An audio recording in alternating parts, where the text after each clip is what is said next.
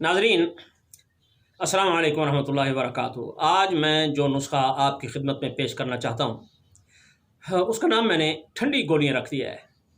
दरअसल ये है तो तिर्याक नंबर 6 का नुस्ख़ा।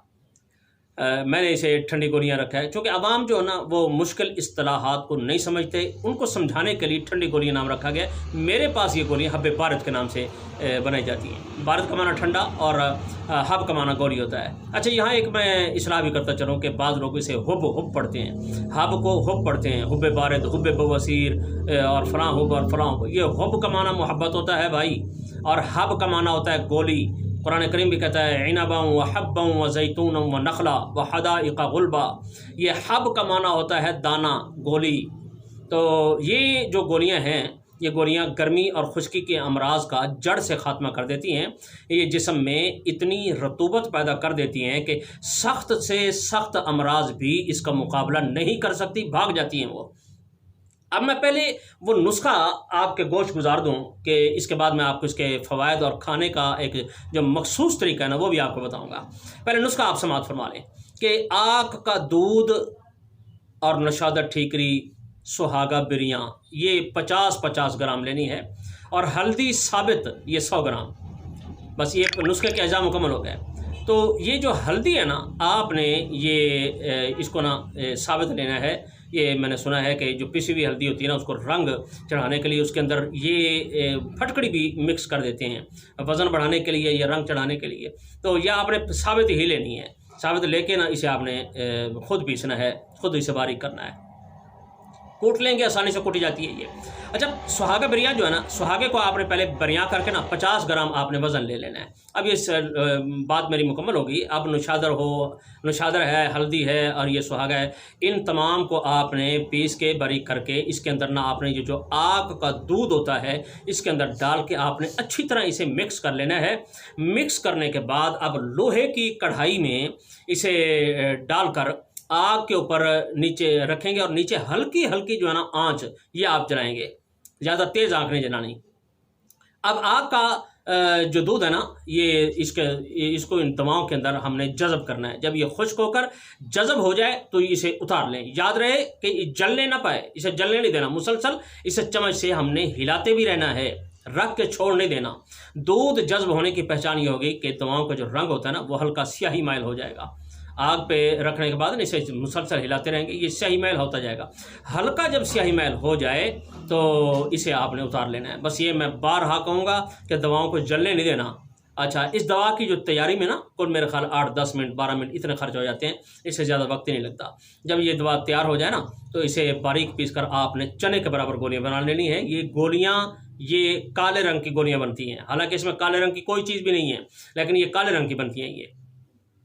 अब ये गोलियां हमारी तैयार हो गई हैं। अब गर्मी के जो आम अमराज होते हैं उनमें तो ये सुबह दोपहर शाम एक एक गोली खिलाई जाए, यानी सुबह भी दोपहर भी शाम भी। और जो सख्त किस्म के हठीले और जो बड़े अमराज होते हैं, मसलन टीबी है, सुजाक है, फेफड़ों के ज़ख्म है, या फिर अंदर वो बलगम फंस जाती है, इस जैसे जो अमराज होते हैं, इनमें इसका जो तरीका ये है कि शुरू में तो हम एक एक गोली सुबह दोपहर शाम ये खिलाएँगे पानी के साथ। दूध की लस्सी के साथ खिला लें तो और भी ज़्यादा बेहतर है। तो ये हमने खिलानी है एक एक गोली। फिर 3-4 दिन गुजरने के बाद हमने एक एक गोली का इजाफा कर देना है, यानी 2-2 गोलियां हो जाएंगी। अब इसी तरह फिर 3-4 दिन के बाद फिर हमने इजाफा कर देना, 3-3 गोलियां हो जाएंगी। ये इजाफा हम करते चले जाएंगे हत्ता कि मरीज़ को पता चले कि मुझे अब कै आ रही है, यानी उल्टी आने की उसे हाजत महसूस होगी, कै महसूस होगी।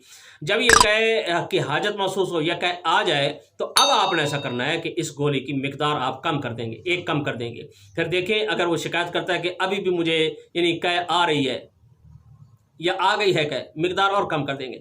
मैं मरीज़ को ना ये उबकाइयाँ और ये जो मतली होती है ये तो होती रहें मगर कै ना आने पाए, बस यही इस नुस्खे की कामयाबी का राज है। क्योंकि अगर कै आ गई ना तो जितने भी हमने अंदर रतूबतें पैदा की हैं वो पैदाशुदा जो रतूबतें होती हैं वो ज़ाया हो जाएंगी, निकल जाएंगी, और शिफाई असरार जो होता है ना ये कम हो जाएंगे। हमने अंदर रतूबत ज़्यादा से ज़्यादा पैदा करनी है और उसे हमने संभालना भी है, ऐसा ना हो कि वो कै के ज़रिए बाहर निकल आएँ। तो अब ये तरीका होता है उसके खिलाने का। अच्छा, अब इसके मैं फ़वाइद आपको बताना चाह रहा हूँ, वो उसको आप सुन लें कि ये 3 माह मुसलसल इस्तेमाल करने से हाई ब्लड प्रेशर का मर्ज़ ये हमेशा के लिए जान छोड़ जाता है। हाई ब्लड प्रेशर के मुतालिक ये बड़ा मशहूर हो चुका है कि बस जी सारी ज़िंदगी ये साथ रहता है और ये कभी जान नहीं छोड़ता। ये गलत है ये बात। ये हाई ब्लड प्रेशर जान छोड़ जाता है, ये ख़त्म हो जाता है। उसके लिए शर्त ये होती है कि दवा का यानी 3 महीने मुसलसल इसको इस्तेमाल भी करें और इसके साथ परहेज़ भी करें। इंशाअल्लाह ताला फिर आपको ब्लड हाई करने के लिए ना फिर दवा खानी पड़ेगी।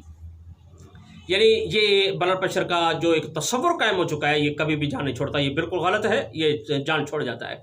और फेफड़ों के अंदर जो जमी हुई बलगम है ना, ये गोलियां उस जमी हुई बलगम को भी बहुत जल्द निकाल देती हैं, जिससे फेफड़े बलगम से पाक साफ़ हो जाते हैं। फेफड़ों के ज़ख्म जो होते हैं वो बंद हो जाते हैं। ये बलगम अंदर ज़ख्म पैदा कर रही होती है, ये ज़ख्मों से ये निकल कर बाहर आ जाती है, जैसे टीबी के अंदर होता है। तो इसका एक कमाल ये भी है कि ये भूख भी बंद नहीं होने देती ये गोली, बल्कि भूख को ये भड़काती है। आमतौर पर ऐसी जो अद्वियात होती हैं वो भूख मार देती हैं, इंसान खाता कुछ नहीं, कमज़ोर होता चला जाता है। ये भूख नहीं मरने देती, बहुत लाजवाब नुस्खा है। इसलिए जो हर किस्म की टीबी है, यानी तपे दिक्क हो गई या जिसे तपे सिल कहा जाता है, एलोपैथी हजरात दोनों को ही टीबी कहते हैं। 3 महीने में इस तपे दिक्क हो या सिल हो, दोनों का ये जड़ से ख़त्म कर देती है। और गर्मी की खांसी हो या बंद नज़ला हो, ये गोलियाँ उसकी दुश्मन हैं। अगर किसी के मुंह से खून आता है, अच्छा वजह कोई भी हो, पता चल रहा है या नहीं चल रहा है कि क्यों खून आ रहा है, आप ये गोलियां खिलाना शुरू करें, इंशाअल्लाह ताला ये खून आना बंद हो जाता है। इसी तरह खूनी बवासीर के अंदर भी ये गोलियां आप दे सकते हैं, उन्हें खिलाई जा सकती है। और माहवारी की किसी बीवी को अगर ज़्यादती हो जाती है, और ये अक्सर शिकायत हुक्मा हज़रात के पास आती रहती हैं कि औरतें कहती हैं जी कि हमें 2-2 मरतबा माहवारी आती है, या एक मरतबा जब महीने में आ जाए तो फिर वो काफ़ी दिन तक ये जान नहीं छोड़ती, तो उसको भी ये गोलियाँ देंगे तो इंशाअल्लाह ताला उसके लिए भी ये तरियाक का दर्जा रखती हैं, बहुत बेहतरीन ये काम करती हैं। इसी तरह सुजाक का किसी को मर्ज़ है या दायमी कब्ज़ वगैरह है, तो उसके लिए भी ये बेहतरीन तोड़ हैं ये कब्ज़ का और ये सुजाक का। और खूनी पेचश को भी ये बंद कर देती हैं। मैदे का खट्टापन हो और मैदे के अंदर जो ज़ख्म हो जाते हैं, तो उनके लिए भी ये आब हयात है।